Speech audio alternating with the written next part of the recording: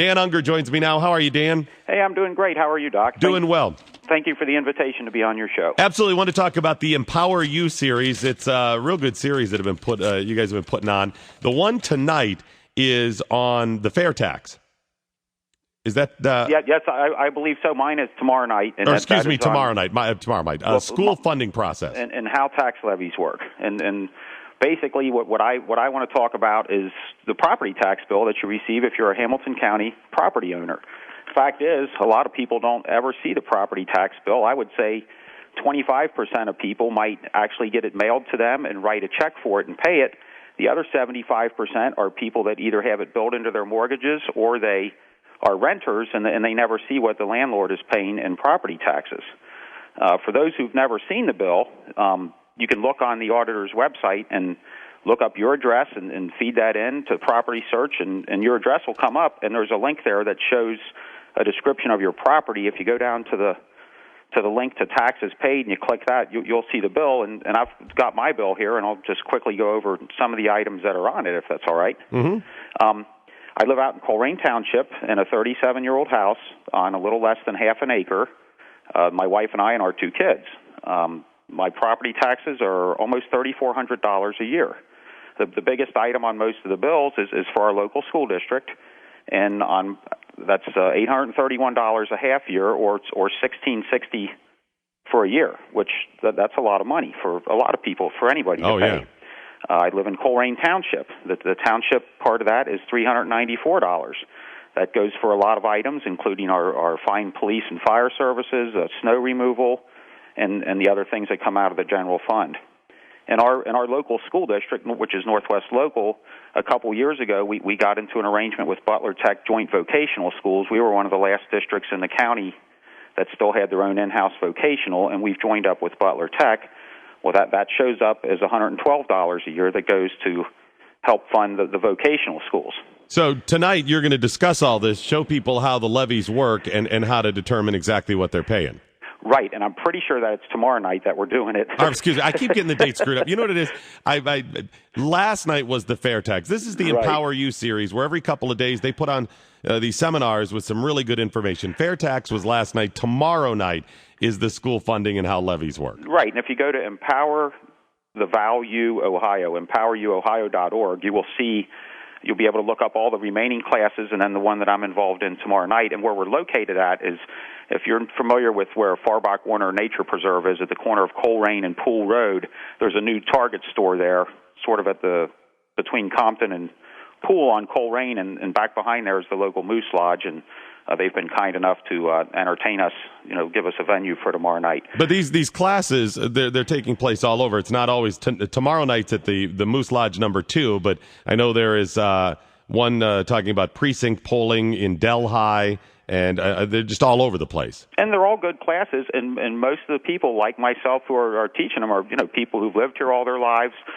Years ago, took an interest in local government. I'm not different than anybody else. This happens to be my hobby, is looking into these things and trying to make things better for all. And it's always been my greatest wish, whether it's in my role as a school board member or as a member of the county tax law review committee. I just want kids and people to have things a little better than you and I do. Tomorrow night's is really important. I mean, we've had the issue of levies forever in Ohio. Certainly in the last couple of years, as money has gotten tighter, and we keep floating these levies out there, and that's a huge debate. Should we pass the levy? Shouldn't we pass the levy?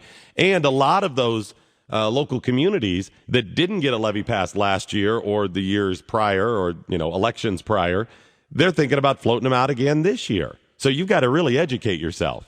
Well, and that's what I've tried to do on my own personal level, and I was lucky enough in 2005 to be appointed to the volunteer position on the Hamilton County Tax Law Review Commission.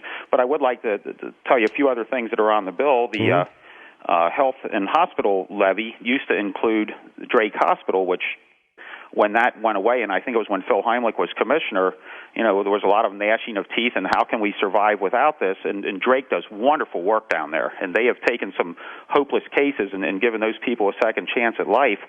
But the fact of the matter is there's a lot of other places in the county that can perform that same function, so why should one of them have a special special subsidy from the county when some of the other ones don't. Well, Drake's been off on its own for a few years, and you haven't heard anything else about it.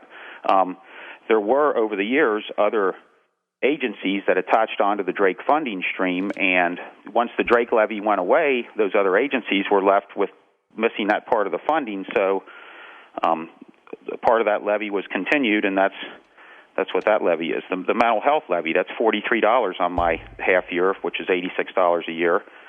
Developmental disabilities, which used to be called mental retardation developmental disabilities, that's another big chunk. That's $104. The Hamilton County Park District is $23.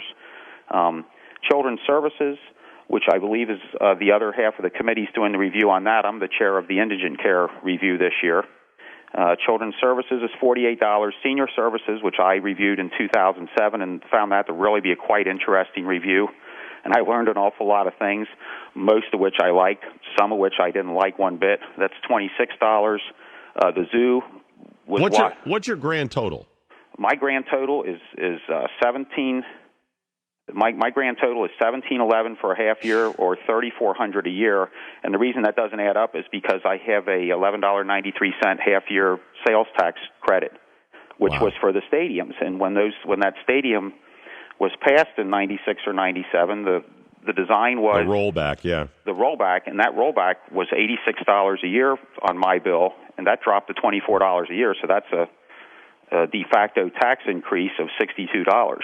All right, all of this tonight, it's how levies work, special levies, school levies. It'll be tonight as part of the Empower You series, and it'll be at the Moose Lodge number 2. And where is that again? It's off of Coleraine Avenue, right behind that new Target store near Compton and Coleraine, and it is the one I'm going to be teaching is tomorrow night, and it's that's where it is up there behind the Target store. Yes, it's tomorrow night. Screwing that up. And if you go to the website, and that's what I encourage everybody to do, is go to the website empoweryouohio.org, because right now I'm going to try to bring some handouts for the number of people who have RSVP'd, and if I don't know you're coming, then I just need to get a little better general idea of how many are going to show up. There's been classes where several hundred people have showed up. There's been classes where 50 people have showed up, and I'm fine either way, and I just would like to be able to have enough materials for everybody who's coming. So please go to the website and register at empoweryouohio.org. Sounds good, and I got a link at mine as well. Appreciate it, Dan. Thank you so much. Well, thank you for having me on. Have a great day. You too, sir. I know it keeps screwing me up. I was originally going to talk about this tomorrow,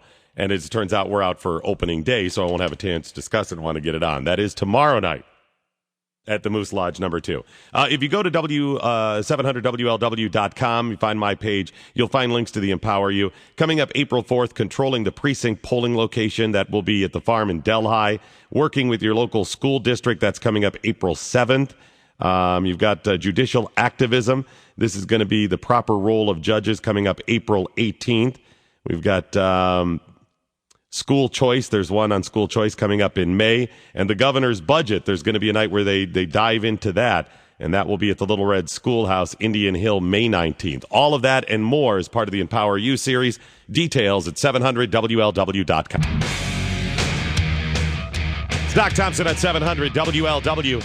Coming up right after the news at 11 o'clock, about 11:06, we're going to talk with Sharon Birch about the disparity between music, pop culture, and our educational system. She's telling you how important music education is.